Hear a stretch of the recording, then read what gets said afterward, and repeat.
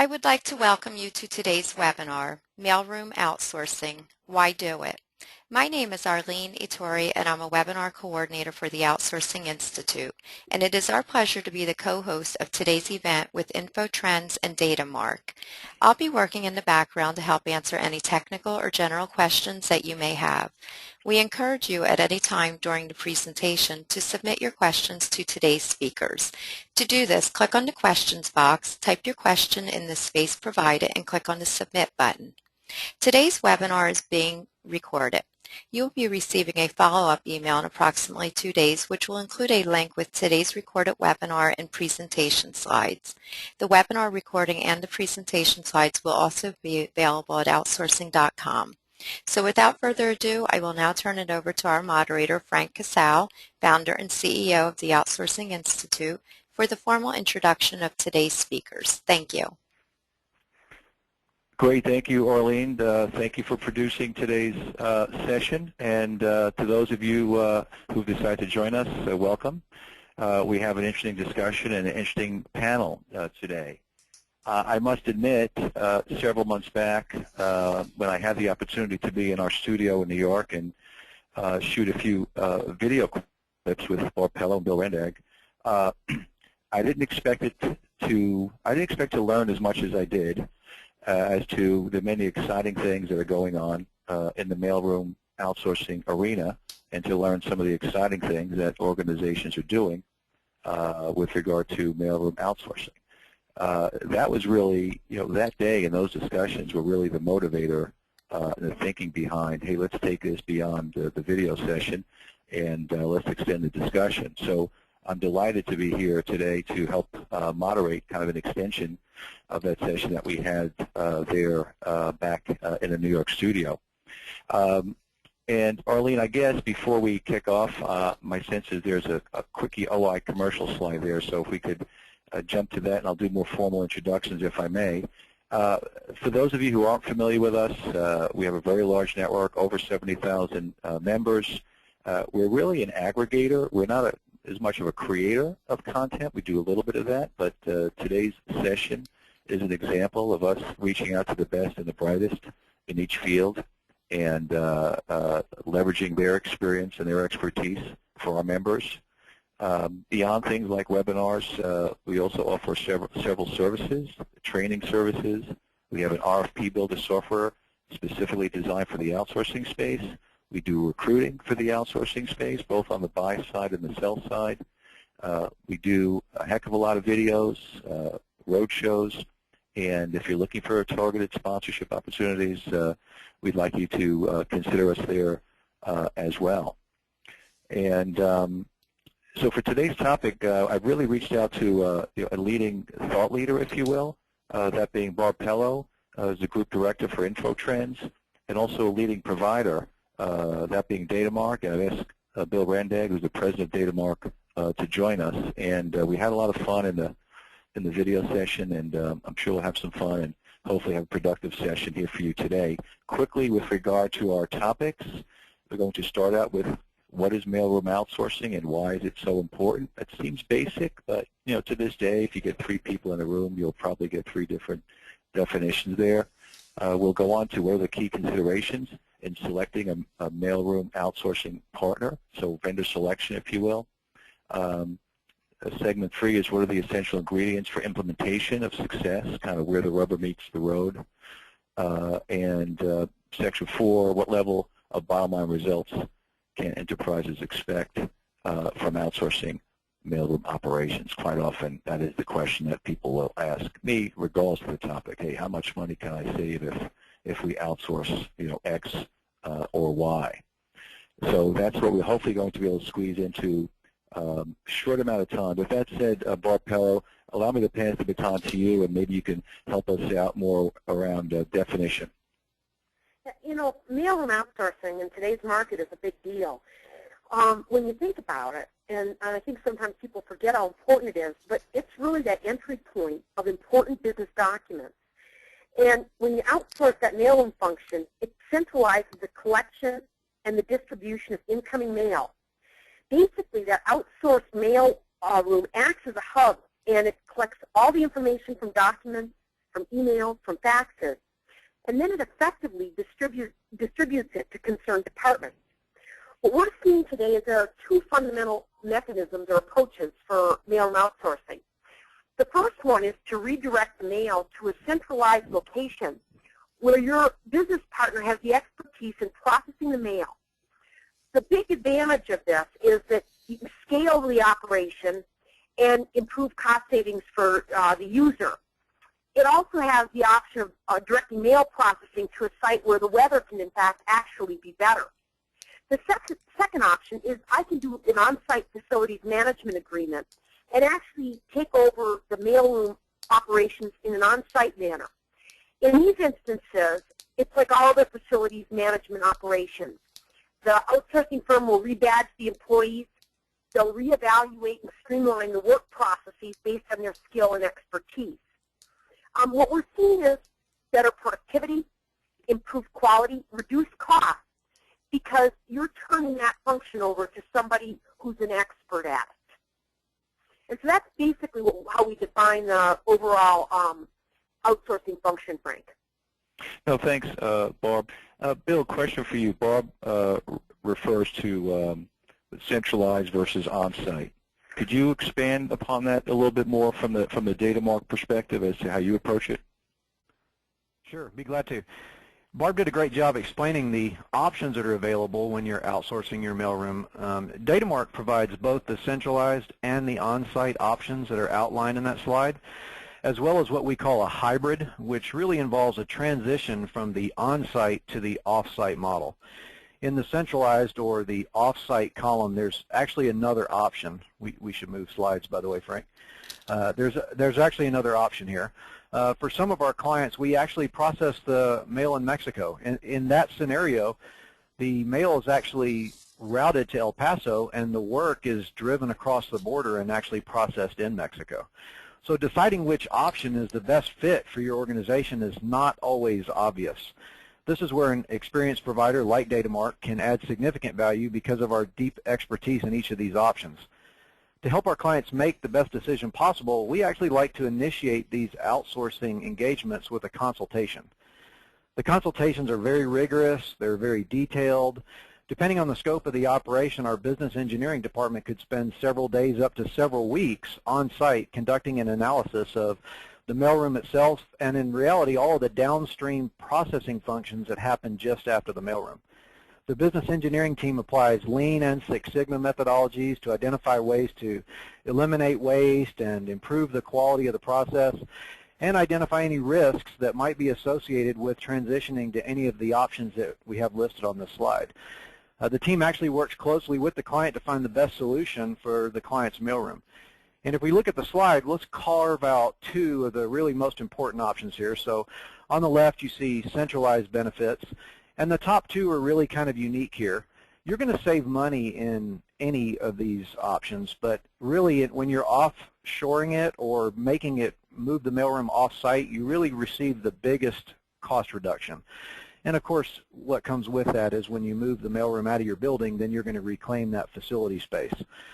The other options you're going to see in the on-site benefit as well, but things that are unique to the on-site column there is that it's still down the hallway. So even though you've outsourced it, you can still walk down the hall and see it.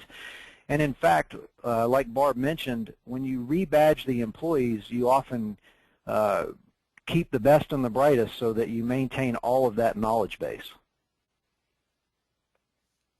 Great, thanks, Bill. Arlene, next slide, please. Barb, you want to talk to key considerations? Well, you know, I tell everybody that when you make an outsourcing decision, it's a big, big decision because it's typically a partner that you're going to have for a long time. And the typical outsourcing agreement ranges from, 48 to 60 months. And so when I look at providers, the first thing I tell everybody to do is make sure that you've got a vendor that's going to deliver top quality. Now, the next thing I have on here is cost. And what you've got to look at is that I want to have a provider that's going to enable some level of saving, but it doesn't mean that they need to be the low-cost provider. What you need to do is you need to have the ability to see and generate savings. But again, low cost does not always equate to high quality. You also want a vendor that does and can offer additional resources and capabilities.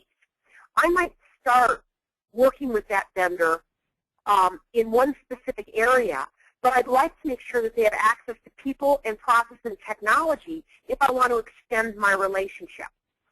I want to make sure that I get references. I want to understand what prior work they've done, what they've delivered to other organizations, so that I'm confident in the decision that I make. You want to have a supplier that's got good contract terms and gives you the flexibility of modifying, as, by the way, requirements change in terms of your overall operation. Your mail is clearly a critical part of the business. You want to make sure that you've got somebody who can deal with confidentiality. And last, and but not least, I would tell you, is cultural fit. When I take a look at that relationship that could be 36 to 60 months, I want to make sure that my partner is a partner that I'm going to be successful with and that's going to fit into the culture of my organization. And so those are the things that I tell companies that I consult with to look at when they're making that decision. So, Barb, you do this for a living. I mean, people come to you to advise them. So what are you advising companies that come to you, more, maybe get more granular here. What are you advising that they really look for in finding the ideal partner? Well, I'm going to say this. It's a little bit, Bill mentioned, I think, some critical items, but I look at all these factors. What you'll find is that some factors, and you've got to look at it and weight them, are more important to you than others. For instance, I may have, or start with a limited engagement in terms of what I want somebody to do, but Bill's talked a little bit about a hybrid relationship. And I might want them to manage my mailroom, but I also might want them to add additional capabilities, whether it's database management or a number of other things in terms of overall content. You really want to sit down, and you may not have the endpoint vision, but you want somebody, and I tell folks this is probably one of the most important things, that's going to go with the flow and is going to work with you as your business dynamics change. So that's kind of, it's this list, but it's also somebody that's going to work with you as your business needs change. Super. And just a related question, Barb, have you seen the selection process change? Is it any different now than it was maybe 6, 7 years ago? Well, absolutely, and the reason it's so different is technology. 6 or 7 years ago, we were dealing with iPads and everything that was e-enabled, and so the processes and the needs of access for information have changed dramatically. Okay, great, thank you. Arlene, next slide, please.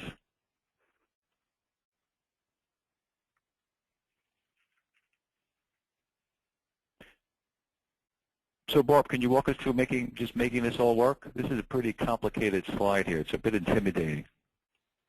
Actually, Frank, let me take this one. Please, thank you.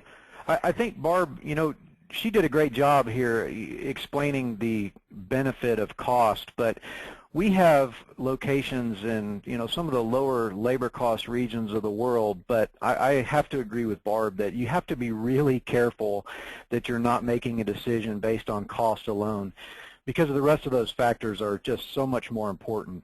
You should get a lower cost no matter who you go with, but keeping the focus on your long-term vision and making sure that your decision is strategic so that you're thinking 3 to 6 years out is very important.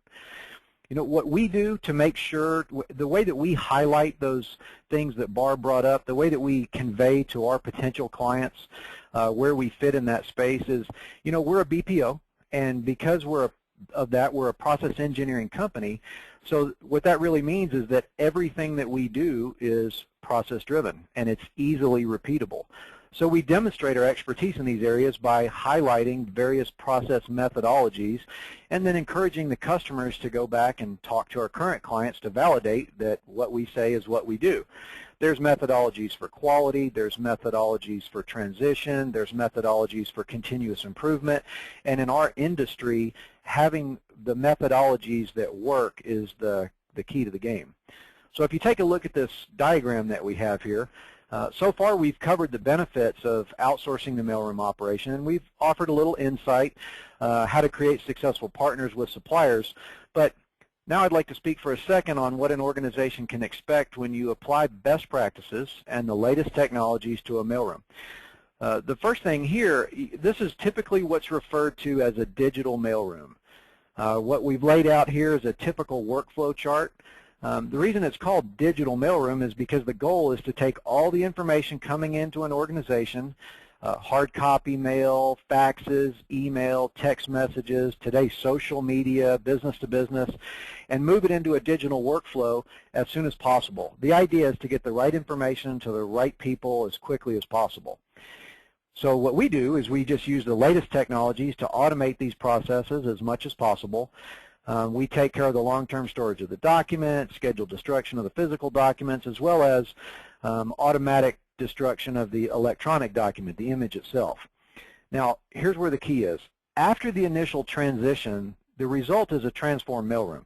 You've got smaller staff, but you've got improved productivity, you've got improved quality, you've got improved turnaround time, but this is where the focus shifts. Immediately you transition your focus to the downstream functions that happen just after the mailroom. And what's very typical, what we see a lot of is there's a lot of extra touches that happen after the mailroom that don't need to happen after the mailroom. They can be transitioned upstream into the mailroom so that you only have one touch. And by having one touch, obviously the quality goes up, the cost goes down, the number of people go down. And I think in the next slide, Barb's going to talk to us a little bit about the level of savings that you can get. Yes, you know, Bill, on the savings side, we actually will work with clients to say, how much can you save? And I think there's some interesting things that you got to take a look at. Dollars and cents are clearly the reason that people outsource a specific function.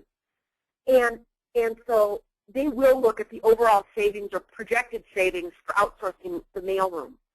But I also think you've got to look at some of the ancillary benefits. For instance, mailroom operations are no major corporation's core competence. What you'd like to do is have your staff focus on core business activities. You know, when you look at a mailroom operation, there's volumes of storage space there. Sometimes you're not the most efficient, so a mailroom outsourcing engagement can improve speed and delivery of the mail. It can reduce the overall transport costs. You can automate a lot of the mail routing. By the way, in a lot of instances, you've got responsibility for traceability and compliance documentation, and so that makes ensuring the proper mail got delivered to the right person much easier. You're going to automate processes. You're going to reduce the cost of processing that mail. By the way, the other big savings we see in mailroom outsourcing is reducing postal costs. You're probably going to copy less because you're going to wind up doing a better job at electronic distribution. Overhead goes down. It means that you're flexible and agile as business dynamics change. And service levels go up. What we see is that you have all of those benefits, but what we've typically seen is that dependent upon the method deployed, whether it's on-site or off-site, we've seen savings for companies range between 20 and 50% if they, in fact, do outsource the mailroom operation. And so those are the kinds of things that we've seen, Bill and Frank. And again, and this is Frank again, Barb. I'm also curious, how would you compare or contrast that to 6 or 7 years ago? Are there greater savings now based on just the digitization of a lot of this? You know, I have to be honest with you, Frank. You know, we've looked at it. We've always seen outsourcing generate pretty substantial savings. The mailroom side, if I digitize and I'm saving on postal costs, my bet is, and I haven't really got stats that go back that far, but my bet is that the postal cost reductions are a big deal. And maybe Bill can comment on that in terms of what you've seen on that trajectory. Yeah, Bill. So yeah, next in line is I was just curious of some real world examples of things that you have done with organizations as far as savings. Well, I think that Barbara's numbers there are actually spot on, 20 to 50%. In some instances, when you can take the mail offshore, You see bigger savings even than that. But I think the dynamic that's really changing today that's bringing a lot of extra value is really the downstream functions that we talked about. Doing a Lean Sigma engagement to carve out specific processes to look wing to wing, cradle to grave. A lot of the functions get consolidated so that you're just removing a lot of waste. Typically in the mailrooms of the past, they've operated independently and people have just looked at the mailroom as the mailroom, but separate from the rest of the business. But when you look at it as a continuous flow of the entire business, it opens up a lot of opportunities to eliminate waste. You want me to jump right into the... Yeah, if you can, just take that next one. Thank you. Sure. So what we've got here is we've got two real world examples of some consolidations that we've done. I'm going to throw in a third here when we get finished. But the top one here is a health insurance company, Fortune 100. They had several different mailrooms across the country, 26 of them to be exact, and we worked a transition plan that transitioned all of the remote sites into one site here in El Paso. The net result was that the FTEs were reduced by 50% and the quality was improved by 35%. Turnaround time was reduced by 48 hours. That was done over about 14 months, transitioning one site at a time in a process management methodology. The next one there is the Fortune 500 financial services company. And really following a strategy of focusing on its core competencies, what they wanted to do was outsource the handling of the inbound mail and a lot of the outbound mail, but they preferred to keep the mail inside their corporate headquarters, so this is an example of an on-site facility managed approach. We transitioned all the mailroom functions to our facility managed model. The new streamlined mailroom produced a 25% reduction in FTEs and a 50% reduction in floor space. And we're in the process now of doing those downstream modeling, Lean Sigma engagements to move downstream functions back up into the mailroom. And I'll throw in one more. There's also a mailroom that's about 500 FTEs that we do over in Mexico in an environment where your risk tolerance and cost savings needs allows the offshore model. That kind of functionality can be achieved just simply by redirecting the mail to a coastal town and processing the mail offshore. Excellent. That's pretty impressive. Actually, that's very impressive, especially at a time where there's no shortage of organizations right now looking for additional cost saves.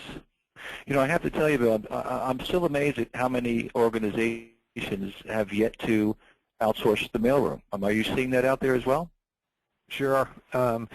Like I alluded to a little while ago, the mailroom has always been in the basement. It's not something that's thought about often. It's been run the same way forever, and as a result, typically we find them to be pretty inefficient. People hide out there for long periods of time. It's not untypical to have people in there that have been there for 25 years so that their salaries are way off from the market, and the process itself is in great need of leaning and waste removal. So it's not something that hits the radar screen because it typically flies under the radar, doesn't cause a lot of problems, but for the companies that we've worked with that have looked at it, they've identified some pretty significant savings opportunities. Okay, super. So, Arlene, let's switch to the next slide. And this is an interesting quote that we wanted to share with you, and then we'll go right to questions. And we have, just as a heads up, we have about 4 or 5 minutes for questions. So if you have any, now's the time to send them our way. We'll do our best to address them all. So efficiency is doing things right, and effectiveness is doing the right things. So that's a great segue into a couple of questions here. Let me open up my trusty question box here. Let's see. Oh, so first question is just a tactical one about will this presentation be available for review? And the answer is yes. Within 48 hours, you will receive a link. Arlene will send out a link to this presentation on demand and also to a copy of the actual PDF. Is that correct, Arlene? I think that's correct. Is that how we do it? Yes, Frank. Arlene has us on mute. But that's the way I believe it plays out. It's okay, so you'll be able to share that. It's free. You can share that with your colleagues or or just view it again. Next question here from an audience participant. You mentioned forwarding mail to coastal areas for processing across the border. Is this actually done through addressing changes, or is the email express shift from the current location to the coastal location? Maybe, Bill, you could address that one. Sure, there's a couple of different ways to handle that. It depends on your organization and how much control you have over the address that your mail is shipped to. A lot of companies actually send outbound correspondence, so for companies that are sending out the correspondence, it's as simple as changing the return address so that the return address is in one of the border cities. In organizations that they don't have that much control, for example, a lot of healthcare companies print all the addresses on the back of an ID card, and it takes time for those ID cards to cycle through. We use postal forwarding, which the USPS offers, so that you can forward mail from one P.O. box to the other P.O. box until your address change strategy kicks in. Okay, great. Let's see here, another question. For on-site mailrooms, can you build in ways to track the workflow remotely and also monitor quality remotely? Maybe one more for you, Bill, then the next one I'll steer toward Barb. Sure, the answer to that is yes. We have what we call a document tracking system that tracks each step of the workflow, and it's remotely monitored. It uses sophisticated barcode scanning technology throughout the mailroom, so that from a remote desktop you can see things like how much mail came in, how much has been scanned, where are we in OCR, what's the reject rate, and all of that is tracked historically so that you can see trending. And I think the other question was quality, and that's also available real-time on the desktop. The idea is that if you transition your mailroom to an off-site location, you have all the data at your fingertips in real time so that you can still see what's happening on the floor. Great. And Barb, this next question is one that I believe you can help us with. Let's see, we're looking at changing our business model around the mailroom. However, we are having a very, capital V-E-R-Y, difficult time getting industry benchmarks so that we know what we should be aiming for. Do you all play in that area? Well, I can say I do not. Barb, do you play in that area as far as helping with benchmarking? Well, what we'll do, I'm going to say this, everybody likes to benchmark, and they'll sit down and they'll say, and Bill, we raised an interesting statistic, between 20 and 50%. That's a pretty big spread in terms of savings.